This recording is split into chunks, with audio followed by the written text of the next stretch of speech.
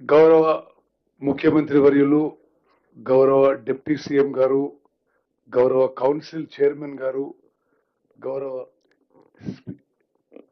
గౌరవ PCC president గారు, గౌరవ మంత్రివర్యులు, గౌరవ పార్లమెంట్ సభ్యులు, గౌరవ శాసన మండలి సభ్యులు, గౌరవ శాసన సభ్యులు, మిత్రులు, అధికారులు, అందరికీ నమస్కారం. ఈరోజు మనము రెండు అంశాలపై కొన్ని ఫ్యాక్ట్స్ అండ్ ఫిగర్స్, కొన్ని విషయాలు మీకు మీ ద్వారా యావత్ తెలంగాణ ప్రజానీకానికి తెలియజేయడానికి ముఖ్యమంత్రి గారి ఆదేశానుసారం ఈ ప్రెజెంటేషన్స్ ఏర్పాటు చేయడం జరిగింది. ఈ రెండు విషయాలు చాలా చాలా ముఖ్యమైనవిగా మీరందరూ భావించాలని చెప్పి నేను విజ్ఞప్తి చేస్తున్నా. ఒకటేమో కృష్ణా నదీ జలాల విషయంలో మన ప్రభుత్వం వచ్చిన తర్వాత కృష్ణా నదీ జలాలు, కృష్ణా రివర్ వాటర్ అలొకేషన్ విషయంలో, అదేవిధంగా వాటర్ యూటిలైజేషన్ విషయంలో, ప్రాజెక్ట్స్ విషయంలో మన ప్రభుత్వం వచ్చిన తర్వాత గత 10 ఏళ్ల కంటే అత్యంత సమర్థవంతంగా మనం ముందుకు పోయిన విషయం మీకు ఫ్యాక్ట్స్ అండ్ ఫిగర్స్ తో నేను మీకు మనవి చేస్తాను. ఇది ఒక షార్ట్ ప్రెజెంటేషన్ తర్వాత కాళేశ్వరం ప్రాజెక్ట్ పై మరి ఏ విధంగా అంటే రిపీటెడ్ గా మనం ప్రతిపక్షాల దుష్ప్రచారం, ఒక గోబుల్స్ ప్రొపగాండా చూస్తున్నాం. ఏమైంది, ఒక బ్యారేజ్ కొలాప్స్ అయితే ఎందుకు వదిలేసినారు, మరి 2 పిల్లర్లు కూలిపోయినాయి కదా, తత్తిమ యూజ్ చేయొచ్చు కదా అని.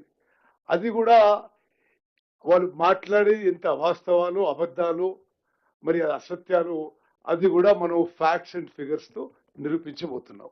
ఇప్పుడు కృష్ణా నదీ జలాల విషయంలో ఒక 15-20 మినిట్స్ నేను కొన్ని విషయాలు మీ ముందు ఇస్తాను. Okay, next. ఈ కృష్ణా నదీ జలాల విషయంలో మాట్లాడేటప్పుడు కృష్ణా నది పరివాహక ప్రాంతం, కృష్ణా జల వివాదాల ట్రిబ్యునల్ 1 and 2 అంటే KWTT 1 is Bachawat tribunal, KWTT 2 is Brijesh Kumar tribunal.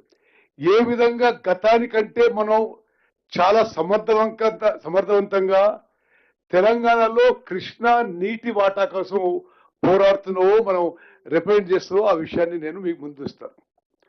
అదేవిధంగా ప్రస్తుత కృష్ణా జల వివాదాల ట్రిబ్యునల్ 2 ముందు మన వాదనలు, బేసిన్ పరిమితులు, తెలంగాణ దాఖలు చేసిన స్టేట్మెంట్ ఆఫ్ కేస్. అఫీషియల్ గా మన కాంగ్రెస్ ప్రభుత్వం ఏర్పడిన తర్వాత మనం ఏ స్టేట్మెంట్ ఈ ట్రిబ్యునల్ ముందు ఆల్రెడీ పెట్టాము, అదే వాదిస్తున్నాము.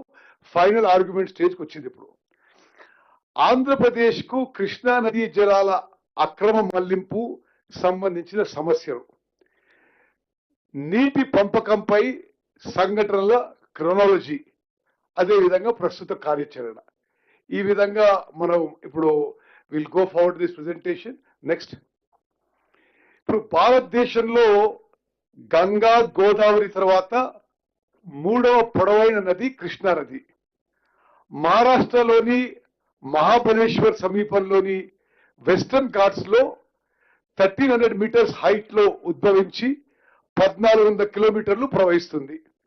మహారాష్ట్ర, కర్ణాటక, తెలంగాణ మరియు ఆంధ్రప్రదేశ్ మీదుగా ప్రవహించి హంసల దీవి వద్ద బంగాళాఖాతంలో కలుస్తుంది.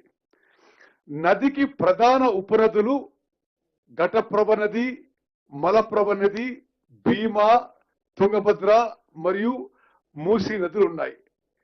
నారాయణపేట జిల్లా మంగళూరు మండలం తంగడి గ్రామం దగ్గర కృష్ణా నది తెలంగాణ రాష్ట్రంలో ప్రవేశిస్తుంది.